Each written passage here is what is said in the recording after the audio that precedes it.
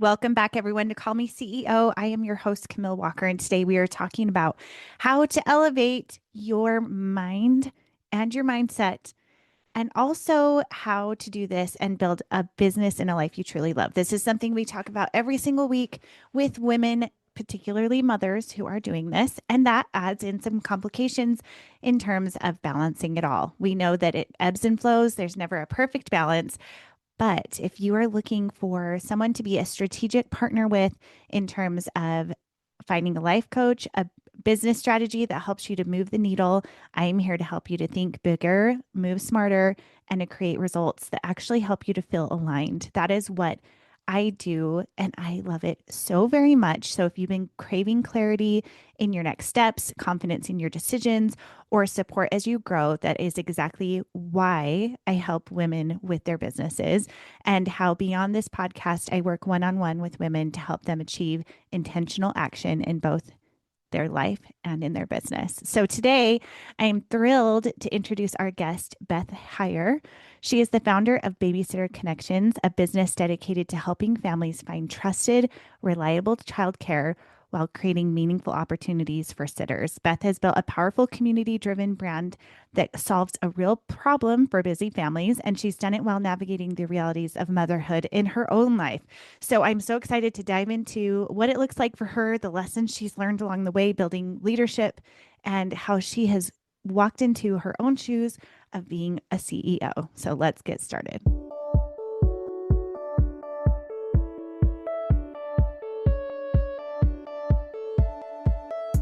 So you want to make an impact. You're thinking about starting a business, sharing your voice. How do women do it that handle motherhood, family, and still chase after those dreams? Well, listen each week as we dive into the stories of women who know. This is Call Me CEO. Beth, thank you so much for being on the show today. Thanks for having me. Of course. So tell me a little bit more about Babysitter Connections, your background. How did you get this idea? And what led you to deciding that this is a business you wanted to start? I worked in the corporate-ish world. I worked for a medium family-owned business, and I was a recruiter doing recruiting, sales, and training of industrial maintenance and repair salespeople. So And totally related. oh yeah, absolutely, same thing. And I had my son, Grant, and I decided I was gonna stay home. I had an opportunity to stay home and be with him. So I got out of that business. I became a stay-at-home mom and I got really, really passionate about moms and working with moms. And I helped lead and kind of revitalize a moms group in my neighborhood in Ohio and just got really passionate about supporting moms and connecting moms and providing community for moms. Shortly thereafter, 20 months later, I had my daughter, and we were just cruising along, having a great time, tons of community and connections. I had a really wonderful roster of babysitters. This was back in Columbus, Ohio. Um, that was just a great network that we could always use. I was a stay-at-home mom who had a part-time nanny. I am number one advocate of moms asking for help and taking help. 202 is no joke. And my partner at the time took a job in Austin, Texas, and it was time for us to move. And I lost my whole network. I lost all of my community. I lost all of my babysitters. I was 1,000 miles from my nearest family member. And it was really hard. I helped bring back a mom's group here in Austin, but Let's I was pause. still, Let's pause just for a minute right there because I feel like one of the loneliest times of a woman's life is when they become a new mom and they feel trapped in their home. They're in a beautiful place of perhaps maybe things are going really well with baby at home. Maybe they're not. Maybe you're having postpartum. I mean, however you shake it, things are hard because yeah. it's new. So, talk to me a little bit about those feelings of seeking and needing that connection because the fact that you were able to find that need and create it is very unique. I feel like that's can be really scary. So tell me a little bit more about how you were able to do that for yourself. Well, we found this moms group that was kind of moms group seems to kind of have waves. There's a big group that comes and their kids get older and you got to kind of bring it back. And it was just like a Facebook page. And we started doing meetups and events. And it was one of those things, like I remember my son was like 6 months old and we would go to like zoo play dates, right? Hmm. And that's when I realized like, we'd all be wearing our babies, like showing them a monkey. And it's like, this isn't for them, right? This is Totally. for us. Like our kid Yep. is never going to remember this. It is for that community and that connection with those moms and being able to show up how you are. We did not have our hair done. We did not have our makeup done. We had spit up on our shirts. Um, and just being able to have really honest conversations. And I think it is hard to find um, a group that you can find that doesn't necessarily judge you and that you can have those honest conversations with about how hard things are, not only with a baby, but also a lot of us were stay-at-home moms. We had a lot of partners who worked a lot. We were responsible for that baby from, morning to night and preparing dinner and, keeping the house in order and doing all those things. And a lot of us, had additional support and did have supportive partners, but it was just like, it wasn't just the baby. It was like, what are we making for dinner tonight? And how are we doing this? And not only would we have those play dates during the day with our babies, but we also would have meetups in the evenings for just moms where we would just sit and talk or have a book club or play games or go to a movie. And there was just so much community and knowing like you weren't alone in the in this adventure. And it's I think it's gotten harder over the last 10 or 15 years with social media where you see these mommy influencers whose hair and makeup is done and their kids are in these cute outfits and they're doing all this great stuff and going on airplanes and doing all these things that at some point as a new mom you're like I'm never going to get to that point and they make it look so easy and being able to just really firsthand have an honest group of moms who can share like it isn't easy and Love there it. are good days and especially when your baby is little and like it's not rewarding, right? Like No that one's baby's patting you on the not back. I mean, you're patting and that someone else's baby's not back. like thanks for getting up at 3 a.m. and feeding Yes. mom like it's just it's really hard and I just am so thankful for it for that group of moms that I had early on. And there were a lot of us. There were probably about 20 of us who really got together a lot. Um, and just had that community where we could share and be honest and show up exactly how we were without judgment. And there were moms in that group who had older kiddos. And then we became the moms of the older kiddos and just being able to share insight with them um, you know, like I always say, like it gets better and then it gets worse and then it gets better and then it gets worse. Like it's just always, now with an 11, 9-year-old, it's so much easier and it's more fun. But then there's also just different struggles now that we're dealing Oh, with. trust me. Yes.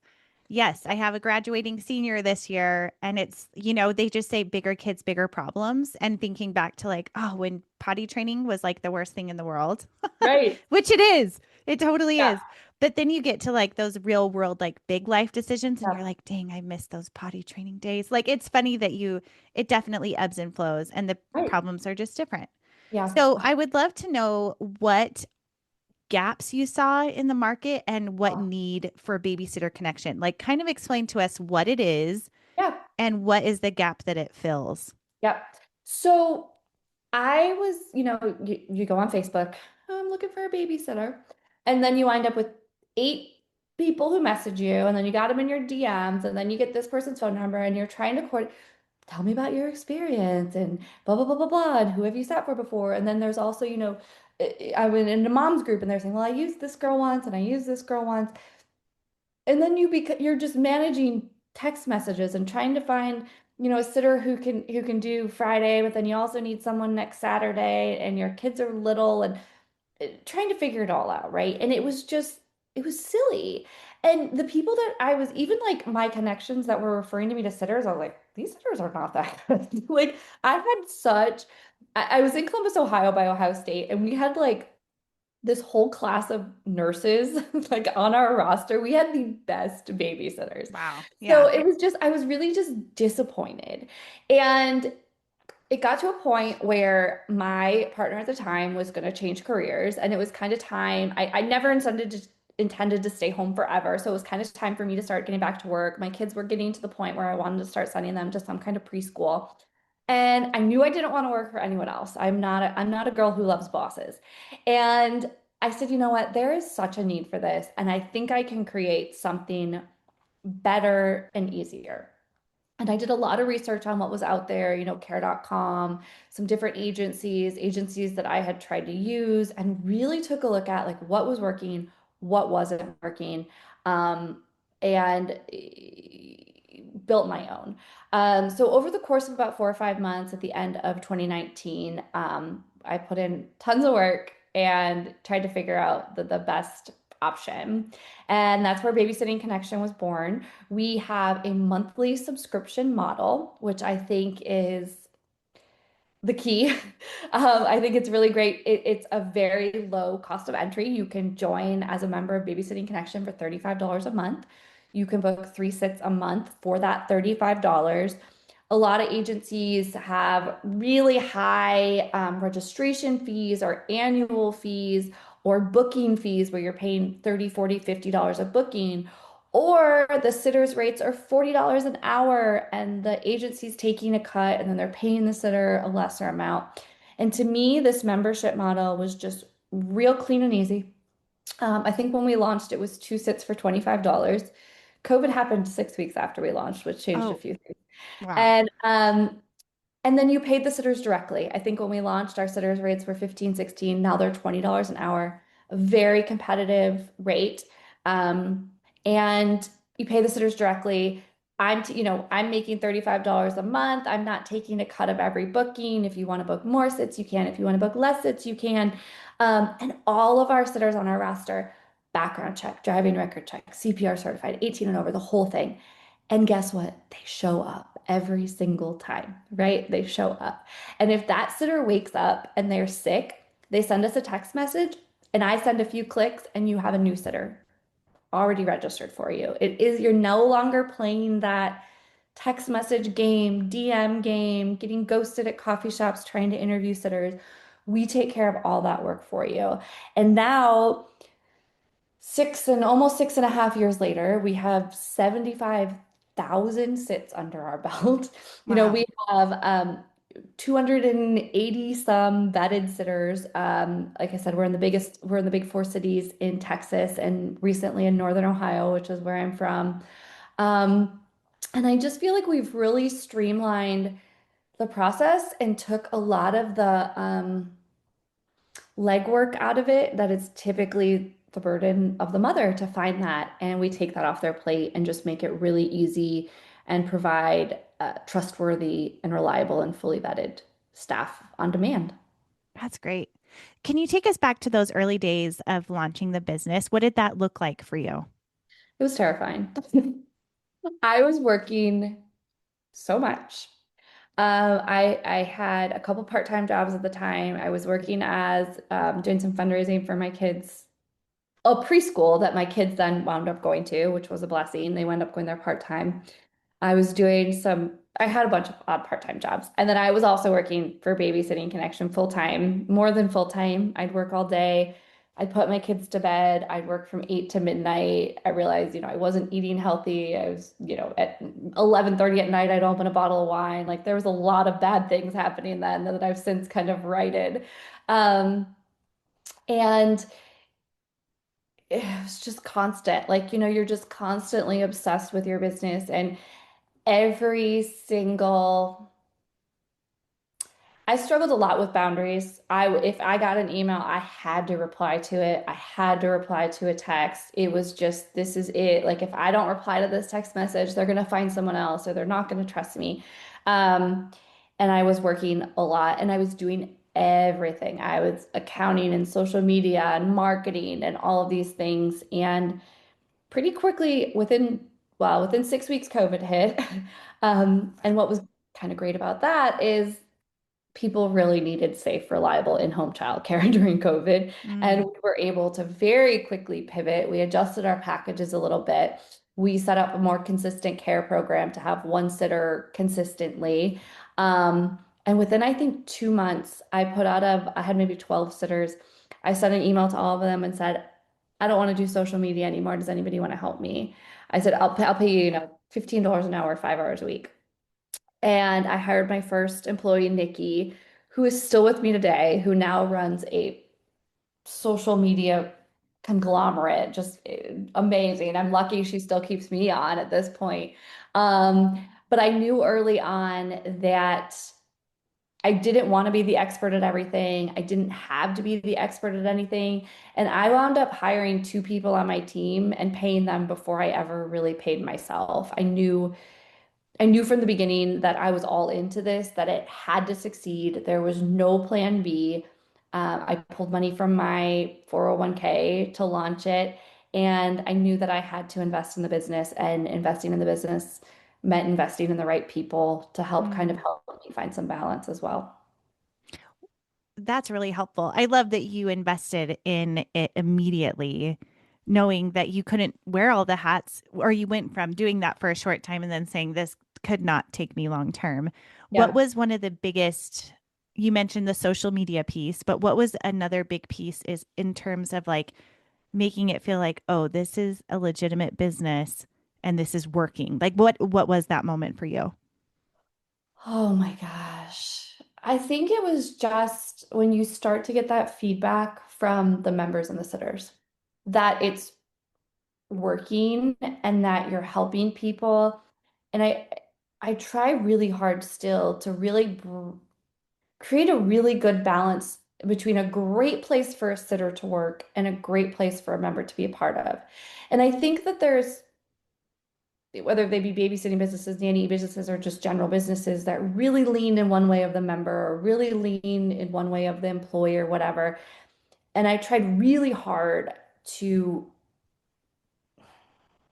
make it fair for everyone. And there's certain policies that lean a little bit more in the sitter's favor, or lean a little bit more in the member's favor. But overall, being able to provide consistent, reliable, fair wages for these sitters. These sitters are no longer playing the text message game either. Hmm. They're no longer meeting random families at Starbucks. They're no longer doing free meet and greets at someone's house to see if they're fit and bringing them to work when they want it. They never have to take a job if they're not available for it. I'm not making anyone work on weekends. You pick and choose when and where you want to work. And then for the families, getting their feedback that it really was easy, that I was providing great sitters and great care. And I think that was when you start to kind of get that feedback.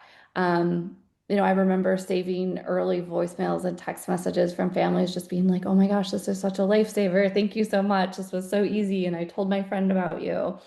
And once that started happening, you're like, okay, I think we're not as big or growing as fast as I want, but like I think we're doing things right, and I think that this is going to work, is when I started getting that feedback. Yeah. Yeah. Yeah, I think a lot of times things going really slow in the beginning is a blessing.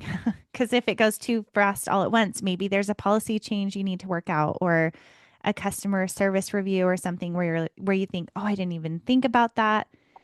Was there So I'm curious for the people who are the babysitters, are they paying a fee to be a part of this or no? Okay. You had mentioned that you help other women now to build businesses like yours. Yeah. Has that been more or less fulfilling than building your own? Oh, that's hard.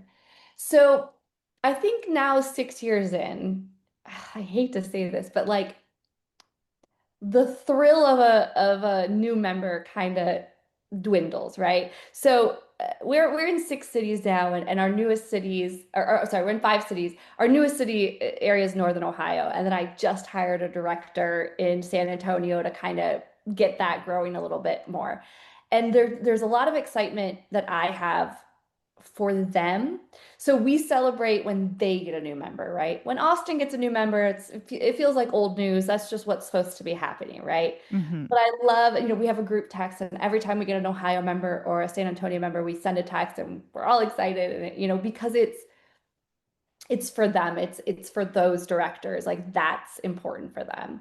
Um, and I kind of don't have that thrill anymore, like I said with Austin. It's exciting and I love it. It makes me happy every time we get a new Austin member or Dallas or whatever. But I've really, at this point, it brings me a lot of joy to help other people grow and to help other people have wins, even the wins on my team.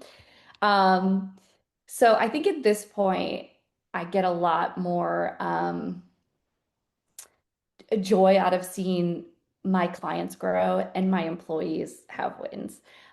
So yeah, we have a Brittany in DC launched Cherry Blossom Sitters, and it's you talked about in the beginning when it feels so slow, and going through that again with her, where that first month she launched in December, and it was rough. I wouldn't do that again. It was just too tough with the holidays. Mm. She really struggled and she really questioned, like, what am I doing? Am I sure I did? And I'm sure on the back end, she was like, I can't believe I hired this girl and I'm not doing anything. And I was like, you just got to be like, stick to what we decided to do, like, stick to the plan.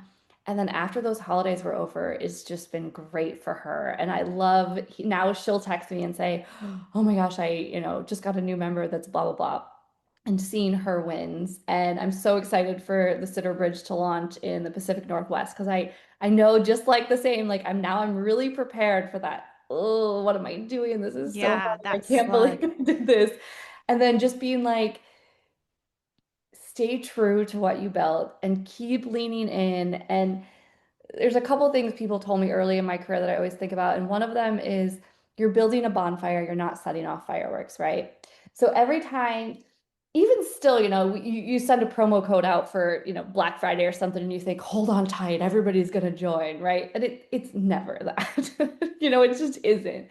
And you you want when you launch, you want it to go crazy and you want to be swamped and all this money coming in. But ultimately, to build a really true and sustainable business, you want to build a bonfire. You want it to just continue to burn and burn and burn forever and have it be this sustainable thing. And I think that's so hard to remember when you launch a business because you just want it to go wild, and ultimately to be sustainable and long term it needs to be really steady. And yeah. Yeah. What would you say in terms of key turning points that helped you to grow babysitter connections? Like what were some of those fire building things that once you got it going, it was slow, but it helped you ultimately to get where you wanted to go? Growing my team and putting a lot of faith in my team. My first hire, I said, was my social media marketing person, who was it was really just her and I for in the thick of it for a while. And she, like I said, Nikki's just incredible. And then it got to a point where I was burning out on interviews. I've been a recruiter, I was burning out on interviews, and I brought in Francis, who took over our sitter side of things. And that's when it really started to feel like, okay, like we got a team here, like, and she really is just wonderful at the job and is so keen to um reading people and interviewing them and managing them and keeping an eye on them and knowing, who's doing great and who's maybe, we have a lot of conversations where it's like, well, I think so and so struggling a little bit. I think they're a little stressed in their life right now. Let's keep an eye on them, make sure they're, we're sending them, kudos. And um she's just been wonderful. And I think that handing that off to someone allowed me to kind of focus on other things with the business. And that's when we really started to be able to grow in other locations. Um, and then my latest kind of like, yeah, we're doing this right. And I think we got it figured out, is hiring directors in our cities. When we launched our first couple of cities, we were just like, let's just say we're in Houston now and we'll hire some sitters in Houston.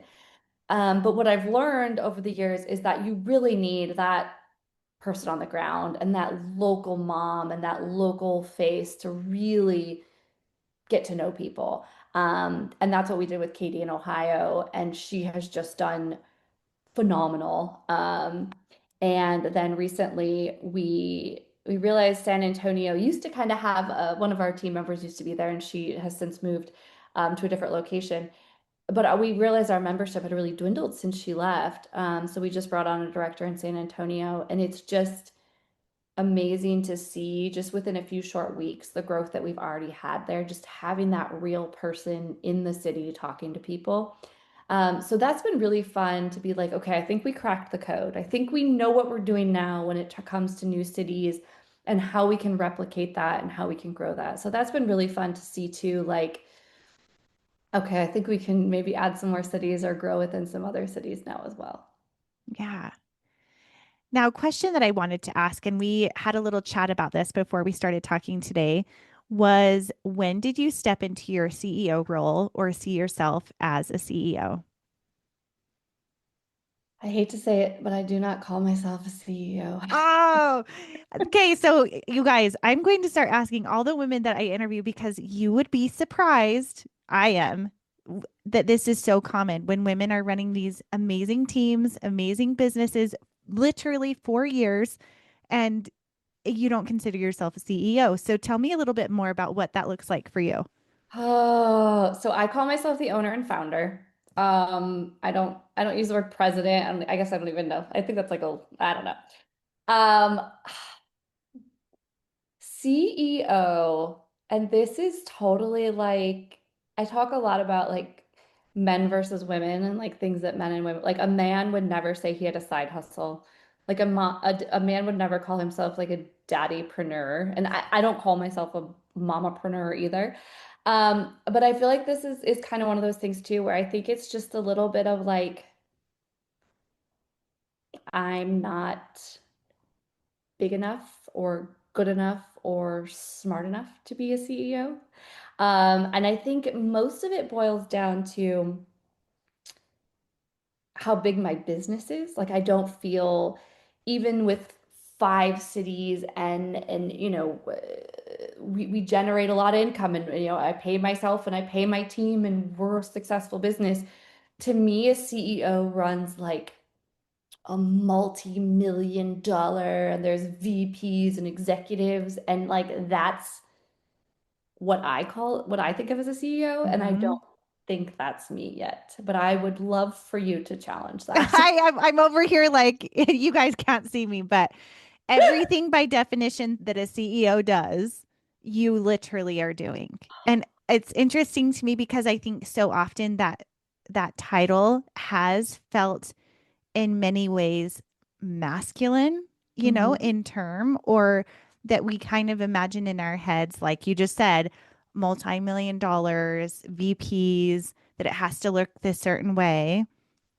But I can tell you, even women I've interviewed that literally are making millions struggle with that term.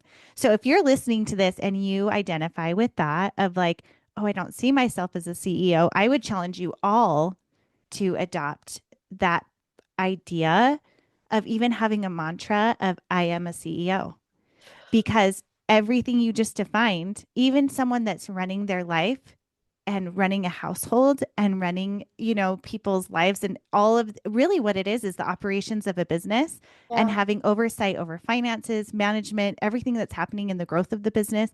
That is what a CEO is. yeah. And so you are. I am. I'm throwing it out there saying I hope that you will challenge yourself with that, get curious with that, because perhaps stepping into that will give you a little more power. I feel like I need to like Google what's a CEO. I feel like I need to have Hmm. a little chat with Gemini. Gemini, am I a CEO? Yeah. And get back to me. We should do a follow up of that. That would actually be As really interesting. we show up and my title on the Zoom is Beth Heyer, CEO. Yes, I would love that actually. Okay, so what is a hard lesson that you've learned in business that you think more women need to hear? Oh my gosh, I had a real tough Monday with this one. And again, one of the mantras someone taught me early on is you can't make everyone happy, you're not pizza. And Mm, believe me when I tell myself that, I had a real difficult situation on Monday with a woman that I just there was no way that I was going to make this person happy. It didn't matter what I said or how I said it or what I offered her. She just it was not going to work. And she was really mad and it was just kind of a it didn't make a whole lot of sense on my end, but anyway, she made it clear that she was going to ruin me and my community and leave, a terrible review, and she was going to come after me. And I said okay. And I said, I don't think we're gonna this is a fit. I'm gonna get your membership canceled. I'm gonna get your refund. She told me don't cancel my membership. How after she, told me I was called me and my sitters and everything about the business terrible. She still wanted to book our babysitters and use our babysitters. What? Difficult day. Um, and I thought, I can't send a sitter into her home. It just didn't feel right. No. Yeah, that And energy is ruined. yeah, so she posted in my community page, and it lasted about 20 minutes before luckily a lot of my friends and supporters and members were like, yeah, are we talking about the same person here? And she left a pretty rough review, and it's just one of those things where I had to sit down that night and go through our Google reviews, and we have 105 Google reviews, right? And I'm like, okay, we had 102 of these are 5 stars. There's those 3 people out there that just really didn't like us, and I do my best and I try my hardest. And like I said, I really try to bridge that gap between being a good place for members and being a good place for sitters, and coming to realize that like I just can't be for everyone. I Mm, can't. And the great thing is there's other agencies out there that she can go work with that maybe are a better fit for her, and or maybe there's a better place for a sitter to work, or a better place for a member who, has different ideas or requirements. And I really had to lean into, and this has been interesting to talk about with my clients that are building new businesses, is like over the years, we've tweaked our policies, we've tweaked some of our cancellation policies and our rush and all that stuff. And they're there for a reason. They are there for a purpose. They are there to protect a sitter, a member, or the agency, right? And just because you don't like my policies doesn't mean that I should, one, change them, or two, that they're wrong, right? mhm. And that's been really hard too, where people will ask for an exception or something, and I'll be like, no, And I think that's really one of the hard parts about being a female business owner, being a small business owner, and also being so accessible about the owner. I often think, like no one's calling the CEO of Domino's Pizza and questioning their coupons, right? Like no Mhm. one's calling the CEO of wherever, Google, and being like, what's this fee for on my bill? But because I am the face of my business and very accessible, you can email me any day, anytime. You can call our number and talk to me. I feel like it opens up the door for people to feel like they need to express their opinions. A lot of time that's wonderful and I love to hear it and I consider it. Um, but it's strange having people call you and like want to argue with you about how you run your business, and it's just like then go order pizza from someone else, Like Mhm. it's tricky sometimes being kind of as accessible as we are, and I think that's probably part of the reasons too why I don't call myself CEO. Like, are there people calling CEOs questioning their rates? They have buffers. They Yes, have and I people. don't have that many buffers. Yes.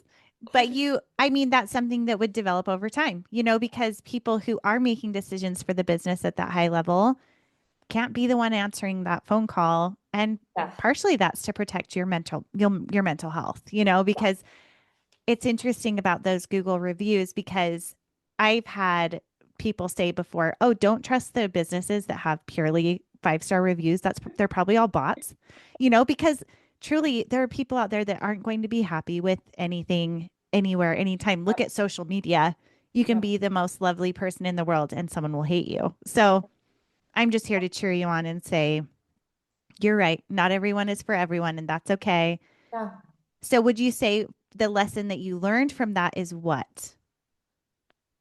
Stay true. Stay Okay. true to what you believe is right. And I think in the beginning, I really questioned everything and wanted to consider everyone's ideas and make exceptions. And I think that's great for an early business. Mm-hmm.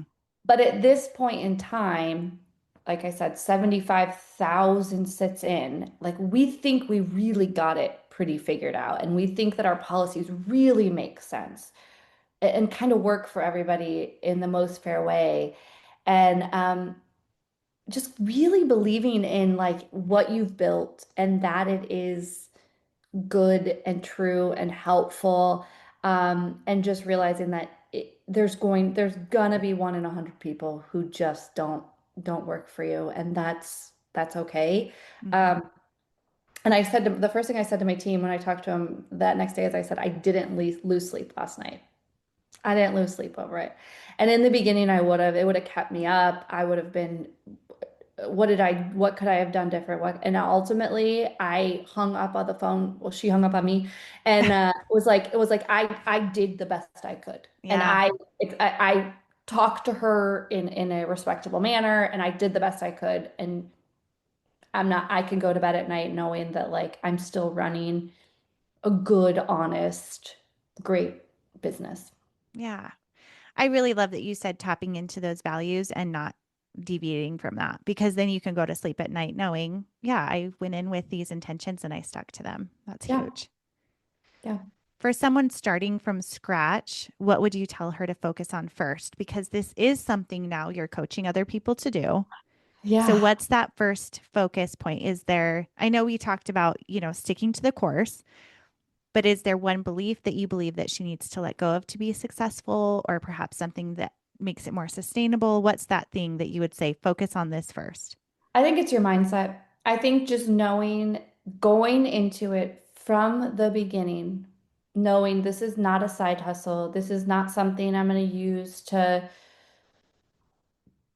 you know, uh, uh, cover my family's vacation this year. Like going into it thinking this is going to be a real successful business that is going to pay my bills and help people and really just have that all in mindset. I just think that I have done stuff in my life while I had careers and part-time things that I tried to start and did things, and I never had that true all-in mindset. It was always just something a little extra I do on the side. It was a hobby. Um, and I think women don't give themselves the opportunity or the audacity to be like, no, this is going to pay my bills, and I am going to eventually, whether it's an hour later, be the CEO of this business. And Yes. really taking that mindset and thinking, I have the ability, the skill, the confidence, the wherewithal, all of it to do this and to launch this. And also kind of with that too, knowing like if I don't have the ability, I'm gonna find someone who does and bring them in to help support me. Yeah. Ooh, I love it. Okay, we're going to wrap it up a little bit here with a fast, fun round. Okay. So I did not prep her for these questions. So if it takes you a minute, that's okay. Okay. Morning routine or night owl? Oh, I'm a night owl, 100%. Okay. Coffee or matcha? Coffee. One non negotiable in your daily routine. Oh my. One non-negotiable. Like, does the New York Times crossword puzzle? Absolutely. Crossword puzzle. That's great. How do you get that? No one's doing the newspaper anymore. How do you do that? Oh, I have the New York Times app. Like I Oh, on do the app. puzzle Okay. like that's like my bedtime routine is like I crossword puzzle. Like it like that's a terrible option. I feel like I should be like a daily No, meditation. that's No. great. I feel like spending time with my kids. No, it's literally You're like, I it's need to drinking zen coffee. It down is with this. my Okay. my partner got me a espresso machine, like the whole setup for Christmas. So it is like my delicious Mm, home brewed coffee in the morning and then like ending my day. with my crossword puzzles. Oh, I love that. That's like a full day for me. That's a It's perfect bookend. Okay. yeah, bookend. Best business advice you ever received? Like I said, can't make everyone happy or not pizza. I Mm, think just love it. remembering that and that not every client and not every customer is your customer.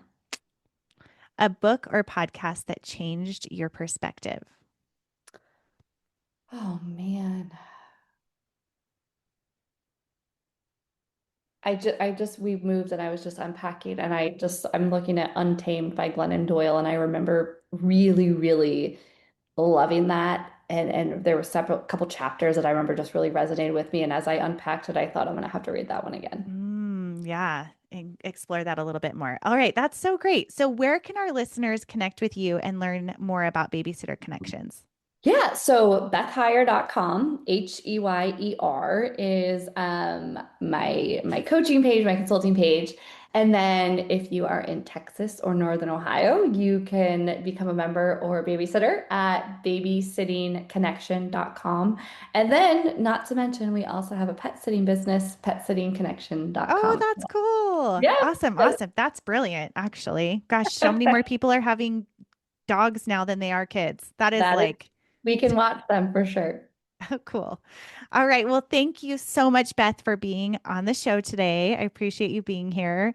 And to all of you who are listening, thank you so much for tuning in. If this was helpful to you, please share it with a friend, leave a review. Hopefully, it's a 5 star. And also No one remember, stars. no 1 stars. And hopefully, if you're looking at building a CEO mindset, you need help with this. I am here to coach you one on one. I also offer a CEO mindset mastermind for successful entrepreneurs like you. So tune in, email me at callmeceopodcast@gmail.com, and I will see you next time. Hey, CEOs, thank you so much for spending your time with me. If you found this episode inspiring or helpful, please let me know in a comment and a 5 star review. You could have the chance of being a featured review on an upcoming episode. Continue the conversation on Instagram at Call Me CEO Podcast. And remember, you are the boss.